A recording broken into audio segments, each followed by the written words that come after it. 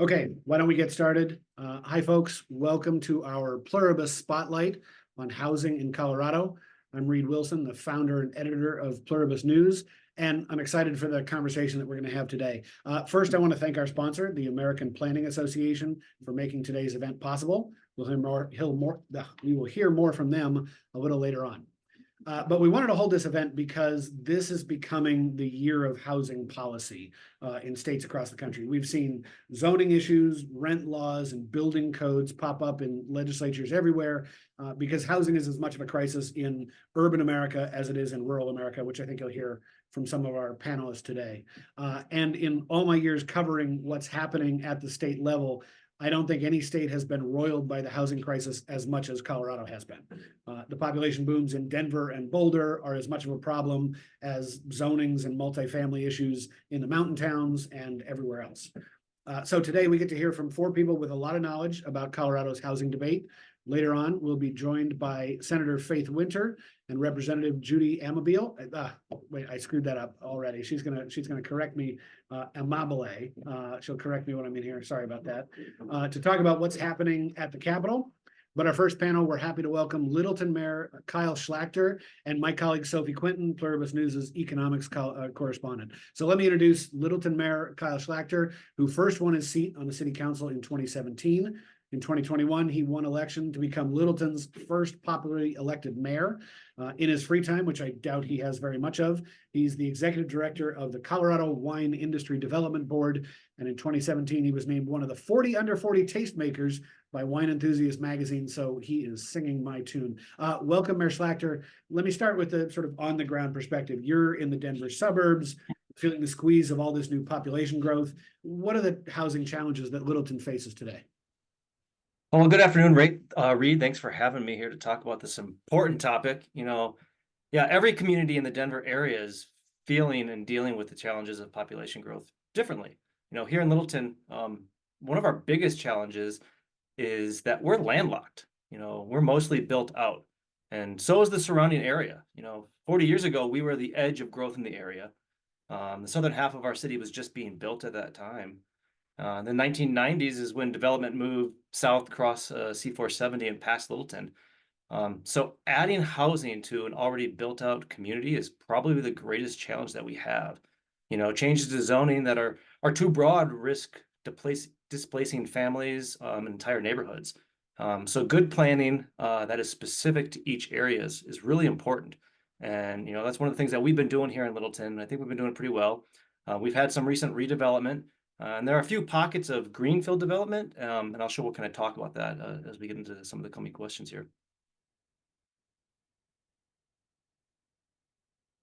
I think you're on mute, Reed. Sorry about that. I had a car going by. I didn't want to screw it up. Housing is such a diverse set of issues all rolled into one. How do you go about identifying the challenges that Littleton faces and then prioritizing them? You can't do everything at once. No, you can't. That's pretty much the root challenge for state and local governments. About 8 years ago, the city updated our comprehensive plan, and that was step one. It was important for two reasons. One, because it hadn't been updated in 40 years. And second, it was accompanied by a transportation master plan. And that didn't even exist in Littleton before. And so that was really important to get those under our belt here. And, as everyone knows, a lot changes in 40 years. So it was really important to take that step. And one of the key parts of our comp plan was to focus on housing and neighborhoods. At that time, we estimated that by 2040, we would need about 6,500 additional housing units to accommodate up to 15,000 new residents in our city here. One of our key action plans was to develop a housing advisory committee that was comprised of residents, real estate and development professionals, and our housing authority representatives. And the point of that was to focus on the details and logistics from the comprehensive plan and implementing some of our recommendations from our 2017 housing study that preceded the comp plan. And this work continues today. So that was really the impetus to lay the groundwork for moving forward here and prioritizing housing in Littleton. Yeah. So what is the city doing to produce a more diverse and affordable housing supply? So another action apart from the advisory committee that was taken as a result of the comprehensive plan was a complete update of our land use code in 2021. Because of these code changes, we're seeing good progress addressing these land use and housing challenges now. So what we did with the core updates was to first focus on our corridors. That's where we have our light rail transit and hope to have bus rapid transit, and updating the zoning to allow for mixed residential and commercial development. These were the main areas where we are now seeing some of this redevelopment. If you're familiar with the Denver area, we have Aspen Grove, Columbine Square, and there's some vacant land south of the intersection of Mineral and Santa Fe. Along with these changes to our land use, we streamlined the process for developers to utilize the expanded uses in this new code. So now a lot of the process is administrative. Very large changes go to the Planning Commission, but don't really come to City Council. We've heard good things from the development community about that. And so with these changes, we now have approximately 1,500 units in the pipeline, and they're starting to come out of the ground this year. So we've also expanded areas where ADUs make sense. Continue that discussion to this day. Unfortunately, ADUs are not being built in great numbers, and it's not because of zoning, but because the cost is so expensive to build them. So secondly, our city council unanimously approved an inclusionary housing ordinance, IHO, in November of 2022. And so we were the sixth city in the metro area to adopt a policy that establishes a fund for affordable housing and requires developers to build new housing. So now new residential development of at least 5 units, anything bigger than five or more units, now must include at least 5% of them as being affordable. Or they can pay a fee in lieu to help the city and our housing authority to build these units. So the fee in lieu was actually set pretty high to encourage the units being built by the developers. So we offer various incentives, height, open space, setbacks, things like that, for building the units. And we can go beyond those incentives for majority affordable developments. So we really have 2 tiers of incentives depending on the type of development. So affordable for sale means the unit required to be affordable for those making 80% of the AMI. And affordable for rent means 60% of AMI. And so this didn't come overnight. Littleton's IHO was 5 years in the making, beginning with that housing study in 2017, and then our comprehensive plan in 2019. So it takes time to make these impactful changes like our IHO are doing here in Littleton. Yeah, I think if we've learned anything about housing policy, it takes a long time to get all the stakeholders in place.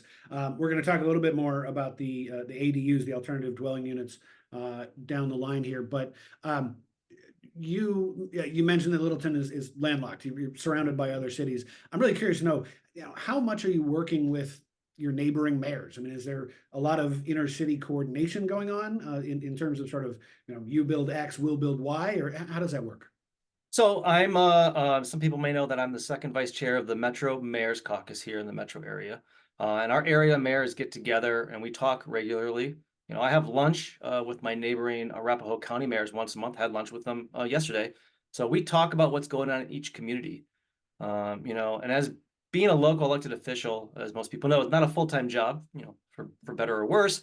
The most important thing is that our city staffs talk to each other and they coordinate. They're the ones doing the day-to-day work. So our communities have lots of things in common, but at the same time, we're also very unique. For example, some of my neighbors, like Cherry Hills Village, has 0 multifamily in their city. And Glendale has 0, or sorry, Cherry Hills Village has 0 multifamily, and Glendale has 0 single family.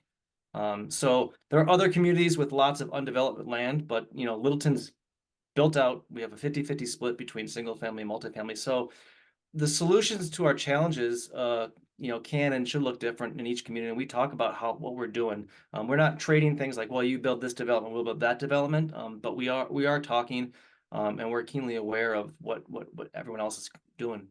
Gotcha. A little later on, as I said, we're going to hear from some leading state lawmakers who are crafting housing legislation up at the Capitol. What's your message to them? What can the state do to support Littleton and your neighbors to meet their housing supply goals? Well, I want to be the first to say that the goals and outcomes that the governor and members of the General Assembly have stated are the same goals and outcomes we local officials have. We all want to increase the housing supply and bring the cost of housing down. But how we work towards those outcomes really matters.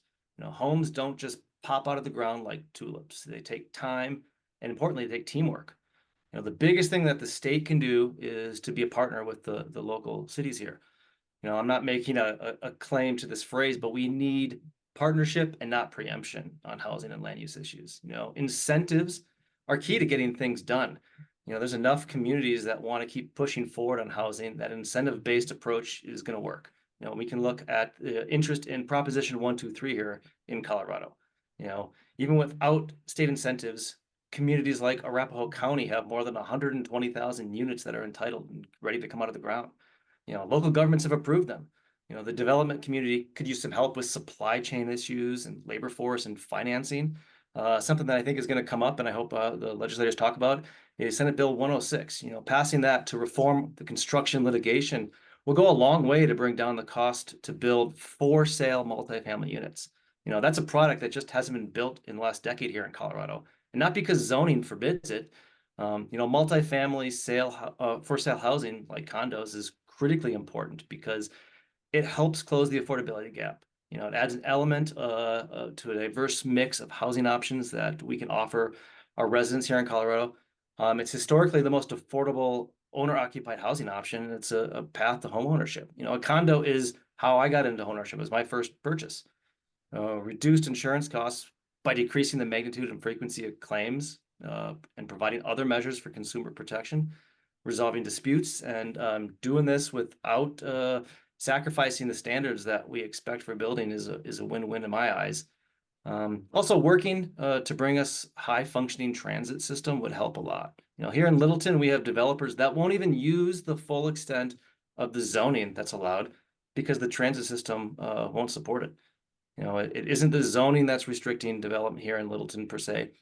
So I just, you know, I guess the biggest thing I want to say to our state partners is that local city councils, local planning officials, we truly understand what works and will not work in our communities.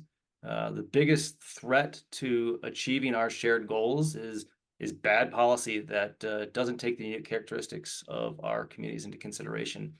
You know, policy that drives us apart doesn't work as well as policy that, you know, brings us together. So, you know, kind of a one size fits all approach to land use is not necessarily the Colorado way, and you know, we're looking forward to working with each other. Yeah, we're gonna get to that, the diversity of Colorado in a little bit. So, all right, Littleton Mayor Kyle Schlachter, thank you so much for being with us. Thanks for having me. I really appreciate it. I'm going to turn now to my colleague Sophie Quinton, our economics correspondent who covers housing issues and who also happens to be a homeowner in the Denver area, just to add a little benefit there. Sophie, you've been digging into Governor Polis's proposal, $136 million that he laid out in his State of the State address. Tell us what's in it.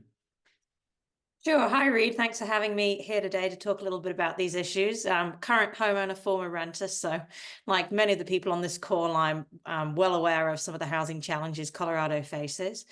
I would say looking at what the governor has proposed in new spending on housing for this year, one of the centerpieces of his plan is really supporting transit-oriented development. So, you know, new buildings and new density around bus stops, rail stations, that kind of thing. His budget proposes $35 million to help fund local infrastructure around transit to support more development, things like sewer upgrades, that kind of thing. And he's got another $30 million in there that would kind of expand affordable housing tax credits with a focus on financing projects near transit. There are a lot of sort of smaller initiatives in his bill. You know, sort of another kind of big ticket item was converting some grant money into affordable housing tax credit money. But there were two smaller proposals that caught my eye. One is he wants to set aside and spend $18 million to subsidize the building of accessory dwelling units. So this is what Mayor Schlachter was just talking about, these kind of granny flats, people call them. You know, they're sort of standalone units you can put in your backyard or maybe over your garage and rent them out to, you know, let a relative live there or rent them out to someone local. So the governor has proposed, you know, setting aside some money in the state budget to help localities sort of subsidize the fees that it takes to get these things permitted and get them approved. And he also would put that money towards subsidizing construction of them too. And he's also got another $5 million in the budget to support converting commercial buildings, so office buildings, into residential buildings. I thought that was interesting because we're hearing so much these days about how remote work is changing, how people are using office buildings, particularly, in downtowns, and this idea of how do we, use some of these properties that are currently sitting empty to help increase the housing supply is something that, folks in Colorado and beyond are focused on. Yeah. Gotcha. Okay, I know that the legislators, Representative Amabile and Senator Winter, have busy schedules. So Sophie, we're going to pause it right there. We'll hear a brief message from the American Planning Association, come back to the legislators, and then I want you and I to wrap this whole thing up when we're right back. Planners see possibility everywhere. The new homes in surprising spots.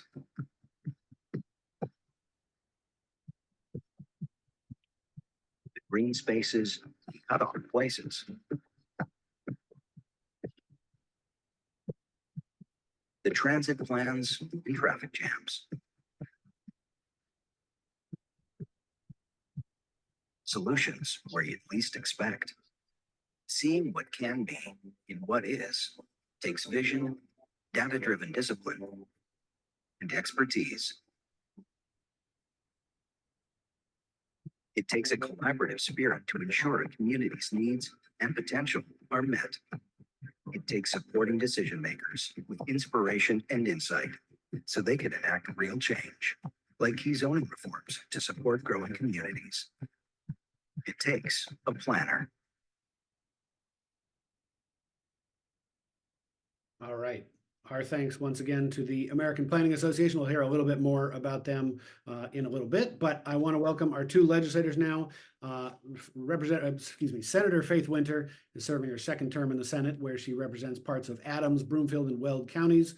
She's just a few months into her new job as Assistant Majority Leader. So welcome and congratulations, Senator Winter. Hi, everyone. I'm very excited to be here and talk about housing today. Fantastic. We're also joined by Representative Judy Amabile, serving her second term representing Boulder. She's the chair of the House Business Affairs and Labor Committee and a member of the House Appropriations Committee. So Representative Amabile, welcome. Let me start with you. You're in one of the most expensive housing markets in the country. Tell us a little bit about sort of what your constituents are facing. Oh, you might still be on mute. Oh, no. No, still can't hear you. Okay, we'll try to fix Representative Amabile's audio, but Senator Winter, let me turn to you. Housing has been an issue in Colorado for as long as I've watched state politics. I mean, give us sort of the statewide picture. Why is housing such a big priority for lawmakers in the last few years?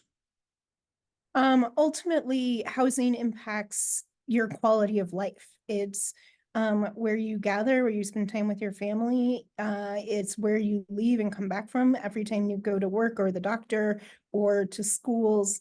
And we simply, one, don't have enough housing in the state for our population. It's not affordable and it's not located in appropriate places to really move people around efficiently. And whether we're talking about the Eastern Plains and rural areas to mountain resort towns, to the suburbs and the cities, where you live, how you live, in what you live in really impacts your everyday life. And we need to do better, and we have to do better. And we're having that conversation right now. Gotcha.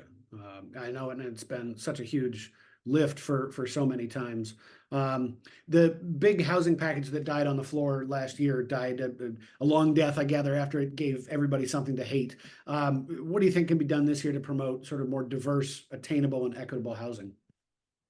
I think we're doing a lot of work to address each of those issues. And I think one of the most important things we're doing is we're not just addressing the housing issue. We know that housing is very, very linked to transportation. It's linked to our education system, and it's linked to our climate change goals. And if we're going to meet all these goals, we have to ensure that we're working on all of those goals together and that we are being additive and enhancing instead of competing against, having those goals compete against each other. So I think you will see a lot of concentration around transit-oriented communities and how we increase density and affordability, and how we make those a reality in the state, both through support and help, and working with our local government partners. Yeah. Speaking of those local government partners, I mean, we heard from Mayor Schlachter about advancing some initiatives in Littleton and other cities that are where they're trying new things. I mean, how do you see the state's role in helping those cities reach their goals? First we, and I think your name's Sarah, was that correct? Sophie. Okay, Sophie, you talked about the governor's plan, and he is adding additional money into the housing pot. So we're going to have grants around transit-oriented communities. And if you're establishing housing, you can apply for those grants. We are offering some technical help. We're making sure that folks have housing plans, so we know the lay of the land of where housing is across the state. And it really is a statewide issue. And so when it is a statewide issue, we have to ensure that we have basic minimums and also support. And it's really important. When I was a Westminster City Councilor, I did a lot to increase affordable housing. Unfortunately, our current council has gone backwards. And so I think that is one of the ways that shows that we really do need some statewide minimums and statewide support. Gotcha. Okay. I think we have Representative Amabile back. Representative, welcome. Thank you. Can you hear me now? We got you just fine. That's perfect. You sponsored accessory dwelling unit legislation. We heard Mayor Schlachter talking about that earlier. Tell us about the bill. I mean, why are these ADUs catching on so much these days? Yeah, well, I think for a lot of different reasons. One is affordability. Another is people want to age in place. So they want to be able to either get some income off of their property and use that to help offset rising property taxes. Or they want to have a caregiver live adjacent to them or take care of a loved one. Like I have a disabled son who I would like to be able to have live not with me because his disability makes that very difficult, but to have live nearby. And I know that a lot of people are grappling with those same issues. The approach we're taking in this bill is a carrot and a stick. So yes, there's a mandate. It's pretty minimal. And then we are also offering financial incentives. And like you described, there's incentives for the homeowner to build through low interest loans. And then there's incentives for the city to reduce fees for low income or low to middle income homeowners who want to build an ADU. So, and then as part of the stick, we're saying, hey, you have to allow it in a single family zone, in a metropolitan planning organization, in a city of a certain size. And you cannot mandate home ownership or owner occupancy, and you can't mandate that people have to provide parking. They're allowed to provide parking, but you can't mandate that because those are two things that the data has shown really lower the number of ADUs that get built. So I heard Mayor Schlachter say, well, we're just not getting very many ADUs because they're expensive. And that's true. And we're trying to address that with some of these incentives, but also some of the regulations, and I don't know what it is in Littleton, but in my town, you have to own or occupy. And that makes it harder to get a loan. It makes it less flexible for a homeowner, and it puts a deed restriction on that a lot of people don't want because they feel like that might affect their ability to resell. So those are a few of the things that we're doing with the bill. We have had actually really good support, and we're having a lot of support from towns. And the other thing that I hear is that there's mayors who have come to me and said, look, I can't get this through my city because we have a group of very vocal opponents and they keep shutting it down. But we know that 78% of Coloradans support this policy. And they're saying to me, please get this done at the state level. so that we can have this here and we can blame you all instead of taking the heat ourselves. So mayors actually want the preemption in this case to take the heat off of them. Yep. Can you give us a sense? I mean, Sophie and I are going to talk a little later about ADU legislation coming up in other states, but when we talk about these things, I wonder, what's realistic to expect? I mean, how many units are we really talking about here when Mayor Schlachter is talking about 1,500 units coming out of the ground just in the next couple of years? Yeah, so ADUs are not the solution to our housing crisis. They're just a piece of the puzzle, and probably certainly not the biggest piece, but they also solve some other problems besides just housing availability. And so that's why I think they're important. In terms of how many, the city of Durango has a very relaxed ADU policy. I have two kids that went to college there. They're everywhere. And they're nice. And they've had this effect that the college kids can find a place to live that's affordable and that they don't have to scramble years in advance to find it. And they're distributed all over the city, and they're living with adults adjacent to them. And that's had all these other benefits, I think, for the city of Durango, which is that they have a really good relationship with their college, because the students aren't all concentrated in one neighborhood, and they have to be more responsible because that's been a requirement for them. So I think if we have the less restrictive policies, we will get more ADUs. And I think there's probably a fairly straight line between those things. Representative Amabile, I know you've got to leave pretty soon, so I'm going to lob one more at you and then get back to Senator Winter. Just today, we're seeing reports that Representative Vigil and Senator Priola have proposed banning parking minimums in Colorado cities. And I gather that's to do with structures that are larger than just an ADU. That's for multifamily units and things like that. Can you talk a little bit about sort of the strategy of eliminating parking minimums as a way to goose housing? Yeah. Well, okay. So the ADU bill says you can't require that somebody provide parking, but also if they want to provide parking, they can.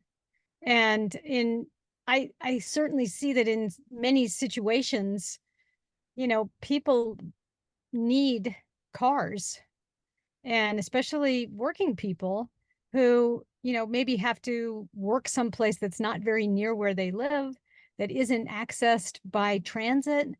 And so I do think we have to be careful to not put an undue hardship on the people who are already economically stressed. But I think that for the most part, developers understand the calculation that people are making. And so I don't think we have to force them to have a certain parking minimum. I think they're going to do what is economically the right move for them. So depending on the location, they will provide more or less housing. I mean, I'm sorry, parking to go along with the housing that they're building. And so I think it's a reasonable request, and that it won't really change things all that much, but it will stop the forcing of building parking where none is needed. Gotcha. Okay.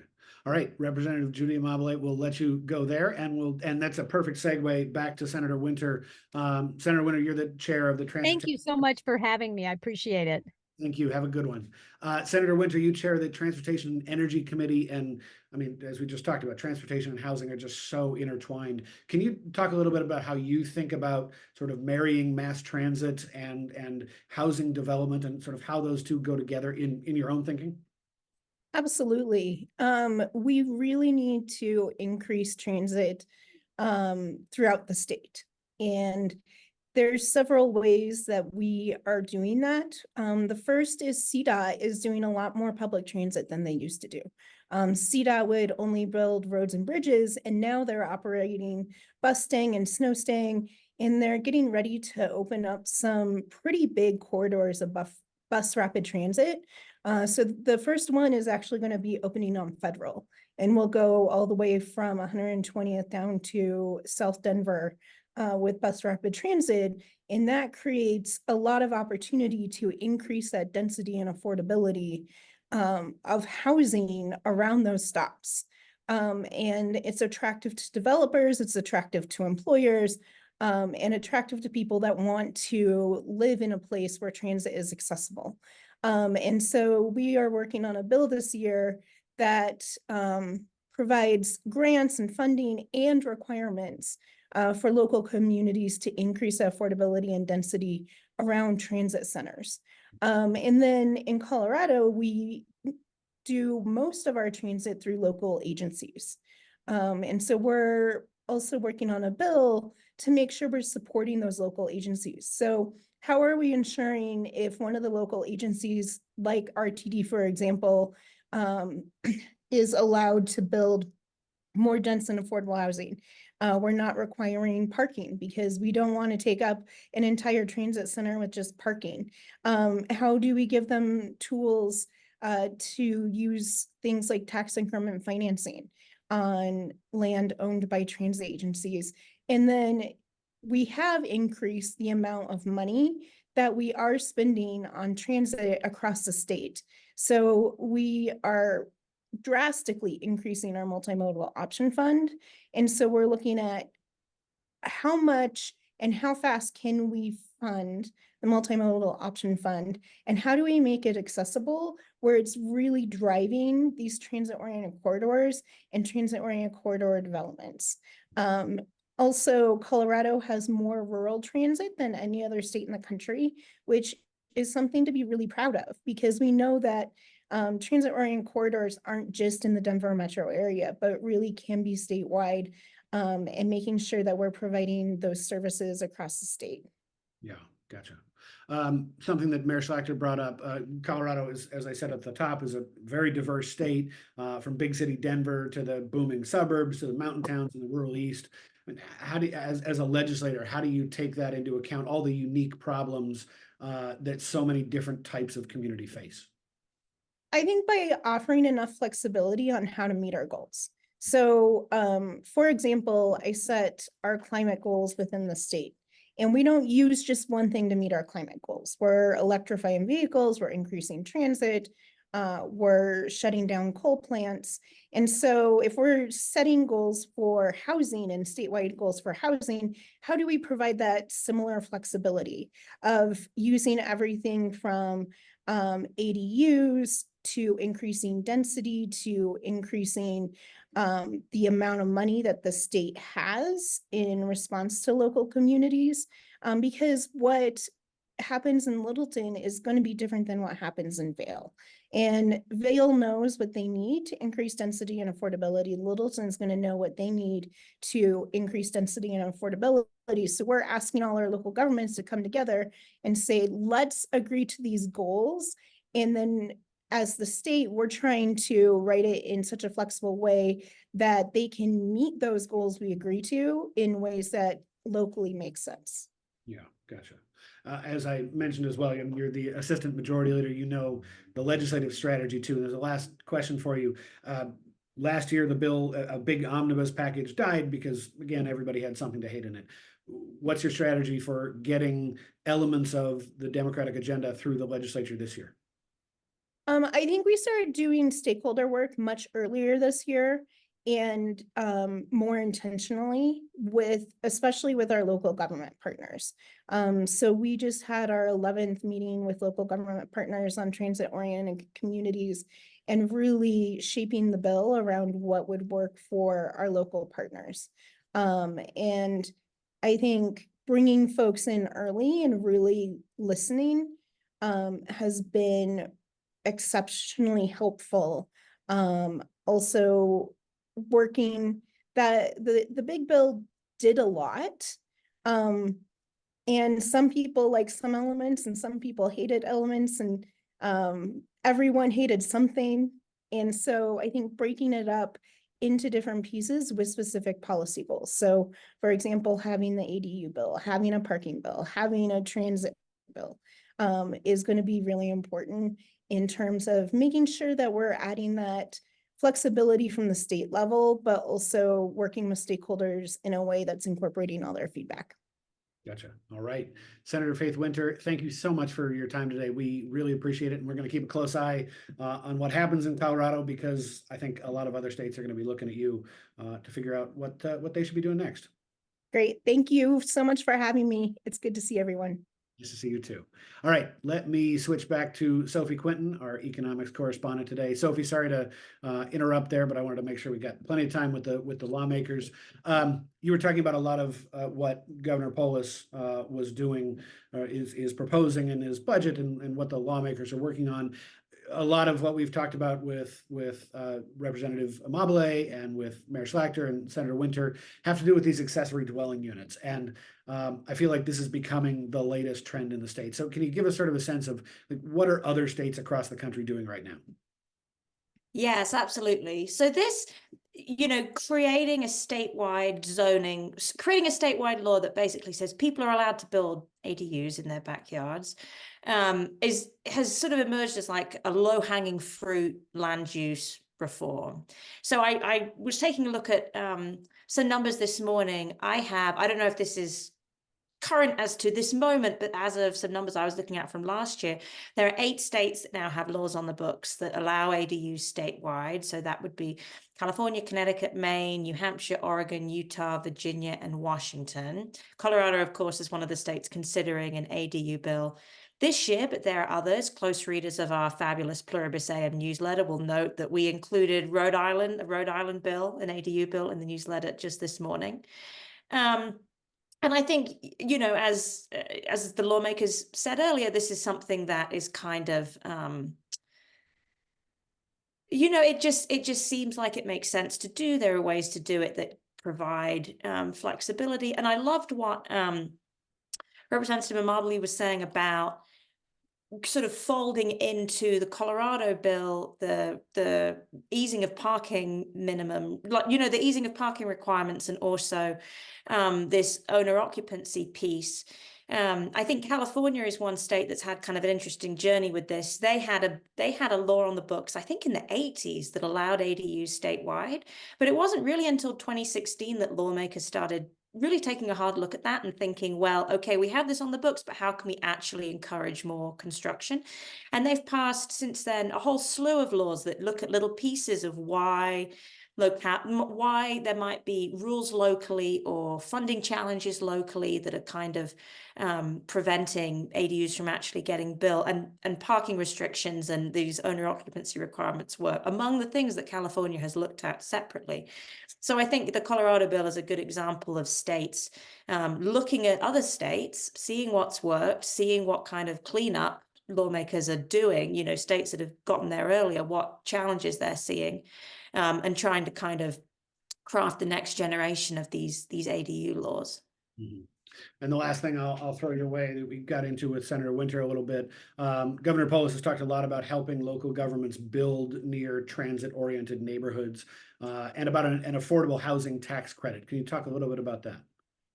Yeah. So he set money aside in his budget for that. And I think that is going to be, it sounds like some of the bills that Senator Winter and others are working on, they're working in tandem with that money in the budget to advance some of those goals.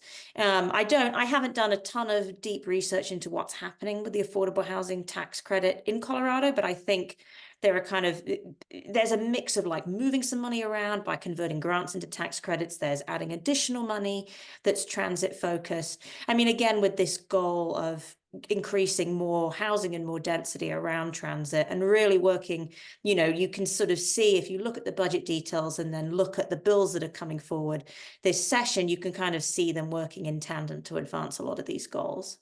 Mm-hmm. Gotcha. Okay. All right, Sophie Quinton, thank you for being here. We really appreciate it, and for sharing your Colorado expertise with the rest of us too.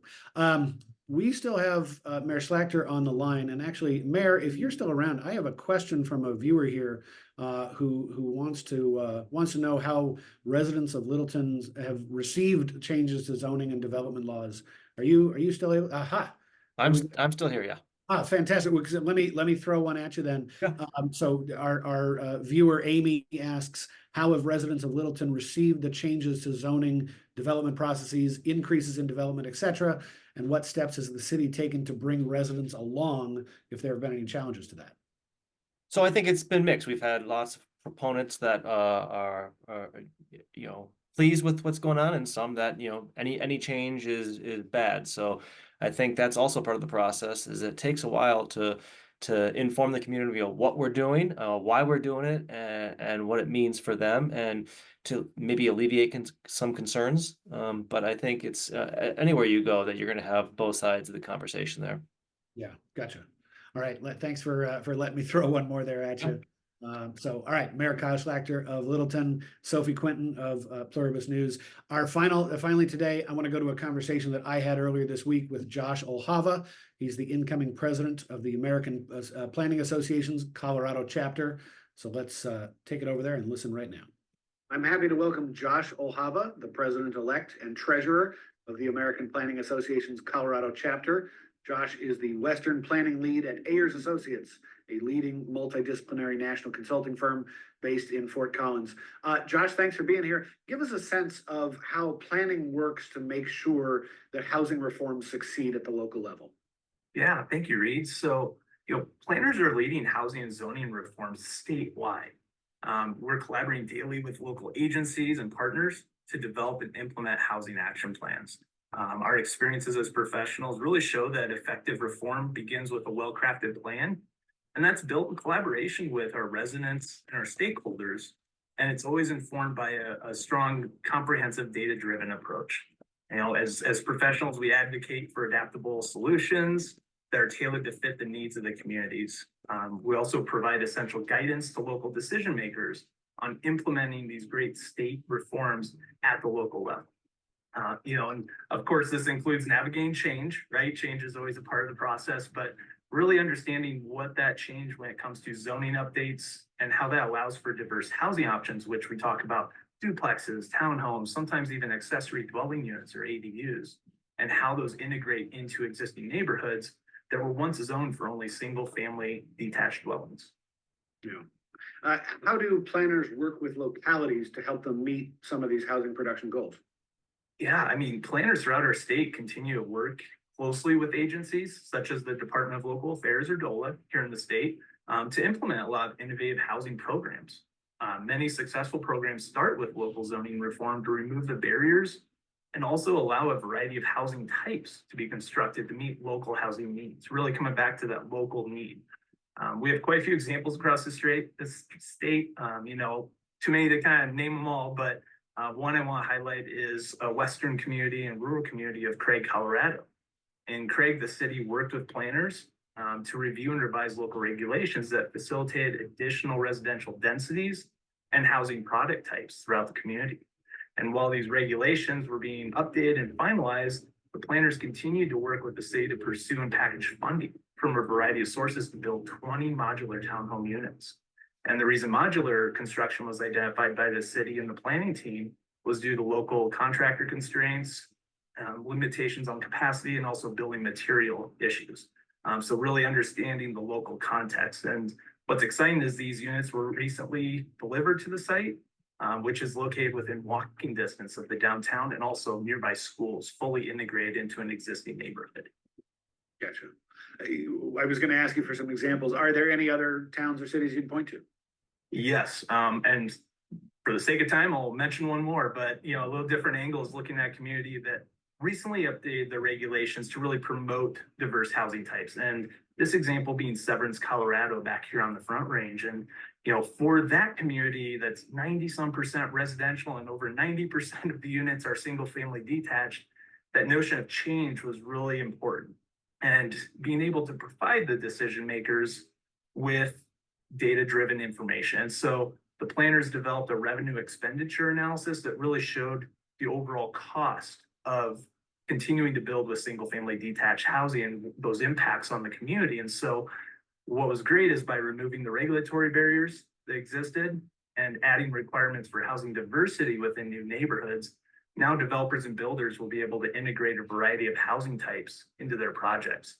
which increases housing supply options and a variety of price points. And this was all done as part of the town's housing needs assessment plan. Mhm. We've talked a lot about local governments. Take a step back then, give us the Colorado perspective. How can the state chip in to help planners and communities build more housing? Yeah, state housing reforms really empower planners. It empowers us to unlock new and variety of housing options. Through APA Colorado, our members have extensive experience in housing planning. From conducting housing assessments to identifying housing gaps.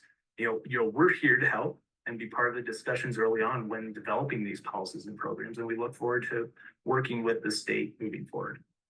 All right, Josh O'Hava, the president-elect and treasurer of the American Planning Association's Colorado chapter. Josh, thanks for being with us today and thanks for supporting our event. You bet. Thank you. All right, 4:49. Whoops. You saw the end of the video there. Thank you, everybody, for being with us today. We really appreciate it. That'll do it for all of us. Thanks again to our sponsors at the American Planning Association for their time and their work. Thanks to Littleton Mayor Kyle Schlachter, Senator Faith Winter, and Representative Judy Amabile, as well as my colleague, Sophie Quinton. And thanks to you for joining today. Much more to come from Pluribus News, including a cool special members-only election briefing with my good friend and old boss, Amy Walter, next week. Keep an eye on your inboxes for that invite. But until then, I'm Reed Wilson. Thank you so much for being a part of the Pluribus News community.